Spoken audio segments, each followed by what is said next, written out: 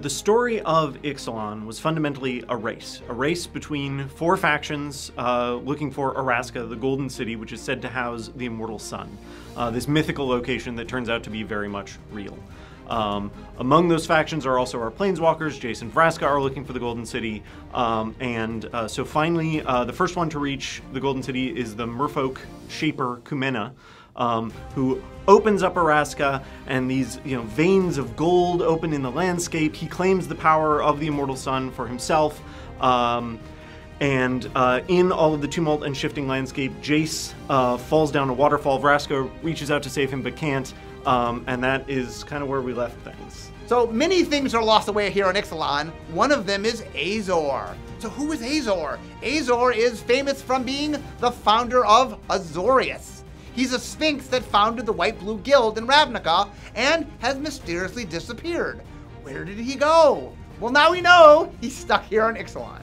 Fundamentally, we knew that Azor was this guy who apparently kind of goes around and founds systems of laws and tries to get people to live a certain way. Ravnica is a world where that went really, really well. We thought it would be really, really interesting to show a world where maybe that didn't go so well, and Azor's intentions had some unexpected results. So you'll notice two things. One maybe more obvious and one less. The more obvious is when you attack with Azor, you cast Sphinx's Revelation. X and a white and 2 blue, gain X life, draw X cards. So a clear callback to the Azorius card Sphinx's Revelation. The other one that's less noticeable, that someone pointed out at the last minute that we sort of worked in there, is that the mana cost is double white and double blue, which historically we've used to indicate that that card is a guild leader of a Ravnica guild. If you go back and look at the Ravnica guild leaders, that's a pattern in their mana cost. In Exelon, we saw that Jace was being oppressed by the immortal sun. You saw that circular image above him, and it was sort of him being just beat down and unable to planeswalk by this weird shape. And now we have kind of an equally abstract piece opening up our story spotlights for Rivals of Exelon, being Flood of Recollection, which is when Jace is toppled down to the bottom of a waterfall at the end of Exelon, and then wakes up at the bottom and starts recalling things from his past. Like, if you're a player that's been with us for a while, you might even be able to see some Easter eggs in the waterfall back there. Jace has kind of Swiss cheesed himself quite a bit. There are a lot of things he doesn't remember, and there are a lot of things that he sort of knows about himself without really being able to vividly remember. His origin story back on Vryn, with his mother and father and the Sphinx Alhamret, he knows what happened, but he doesn't actually remember, for example, what his mother looked like. Well, now he does. Now he remembers all of it. And so, over the course of Exelon, we got to see Jace kind of become this new person, kind of decide for himself who he is, and now we get to see what that new person will do with all of the memories that our Jace has never had. From a mechanical standpoint, I think Flood of Recollection is pretty cool because we've typically had the line for this type of effect be around 3 mana before, and this is one place where we're sort of pushing the envelope a little bit and trying, double color, so it takes 2 blue, but you're getting this effect at a cheaper rate than you might expect from a set these days. Throughout Exelon and Rivals of Exelon, the relationship between Jace and Vraska is very interesting, complicated. These are two people who were bitter enemies on Ravnica, but with Jace's memory gone, he didn't remember that, and he's been forming a close attachment to her as they go through. And Vraska, who has never really been understood before, finds herself understood by this guy with his memory wiped as well.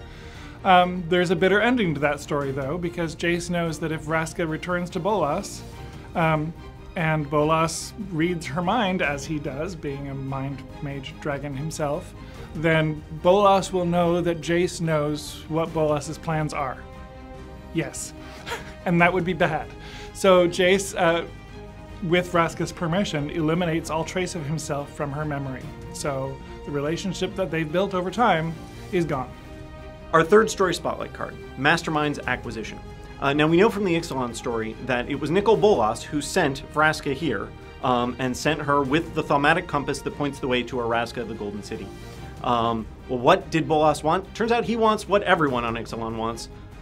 The sun itself, the immortal sun, this device, this stone, that, among other things, is the object keeping planeswalkers from leaving the plane. Masterminds Acquisition is a interesting twist on a cycle of cards we've done in the past called Wishes, where you cast the spell and you can actually go outside the game, so in tournaments that means your sideboard, and pull something in to help you. And it's interesting because Masterminds Acquisition lets you actually go either into your library or outside the game, so it pretty much lets you have access to any card that you might otherwise have access to in that tournament at that moment. So it lets you sort of toolbox your way into whatever situation you want to solve. In design, one of the things that you're often trying to do is you'll have story moments that you have to sort of capture in card form. So one of the interesting things was the immortal sun. That's a key part of the story. It's why Jace and Vraska are trapped here, and so we needed to bring that to life. So the question was, how do you do that? What does it mean that planeswalkers can't planeswalk? That's a hard thing to capture in a card. And then we came up with the idea of, what if it shut down planeswalker loyalty abilities? Like, planeswalkers, they don't work as normal. We thought that was kind of a cool idea. The set is about gaining control, wresting control, knocking the other rivals out, and assuming dominance. So from the beginning, we were looking for kind of a king of the hill mechanic, something that expresses, I've got it, I'm in charge, I found the thing. And we went through a bunch of different ideas before we settled on Ascend. Ascend's a pretty interesting mechanic. It started off as Emperor. Pretty early on was what it was called. And I don't know who started it, but I know I talked to Yanni Skolnick about it a lot. He was very excited. And after my first playtest, I was pretty interested too. Like the first time someone attacked me with a 2/2 on turn 3 into my 2/2, and I was like, maybe I'm not supposed to trade so that I can keep my permanent count higher as this game goes on. I was like, this is interesting. So we had to tinker with a lot of things. We tried different numbers of permanents, we tried different functionality, but the whole time it had this great feeling of I'm racing against my opponent to achieve, which is exactly what we were looking for with Rivals of Exelon. We've got the Immortal Sun, we know everyone wants it. We've got Ascend, we know everyone wants to claim the city's blessing. It really just played so well. So one thing we looked at with the Ascend mechanic is looking for types of cards that are very powerful early in the game and not really fun if you get them out that early, but if we make you have to work for them, we can give you that powerful effect later on. Slippery Scoundrel is a lot like the old Innistrad card Invisible Stalker, which was one of everyone's favorite cards to complain about. Well, now at least, when your opponent is facing down your Slippery Scoundrel, you can tell them, hey, I had to Ascend. I earned this card. We knew that we wanted to do more double-face cards. We were going to introduce them in Exelon and not have them in Rivals of Exelon, but we wanted them to have a little bit of a different flavor. And so this part of the story is all about the Golden City, that everybody's trying to find the Golden City, and they do. This part of the story is where they find the Golden City, and they're sort of jockeying and fighting for the Golden City. So we like the idea that the double-face cards here, that some of them were quests, that you're sort of, just like the people in the story, you were kind of fighting for it, you, the player, have to kind of earn the land. All of the double-faced cards we wanted to feel quest-like, or trap-like. Like you were triggering something within the temple and then it was a bad thing happening for either you or your opponent. Obviously that meant some of the effects are more difficult to balance than others. For Profane Procession, we really wanted the idea of creatures losing their lives. Like it is a literal tomb. People are going in there, they're not coming out. Balancing that out, we had to figure out how do we manifest that? We went with Exile, which is very strong, pushes it a little bit more towards constructed power level perhaps, and then that made the payoff on the other side very natural. You take the strength that you've taken away from all of these creatures and bring it back to your side. Path of Metal is a card that came out of the idea of that scene in every heist movie where the thief is sneaking through a room and there's a bunch of laser beams and they have to go under some of them and over some of them. Well, you can do that by being hasty or you can do that by being vigilant. And once you do that, your reward is now you get to control the laser beams. Rivals of Exelon is an interesting set because it's an evolution, right? It's a second set, and we've already set the premise of where we are. Exelon. Planeswalkers can't leave. Everyone wants this thing called the Immortal Sun. No one knows what it actually is, except maybe the merfolk. Who knows? So then Rivals of Exelon is about kicking all of that into high gear. Now we've got these distinct groups going after the Immortal Sun in the Golden City. They've uncovered all kinds of things. There's traps, there's even bigger dinosaurs than we saw before.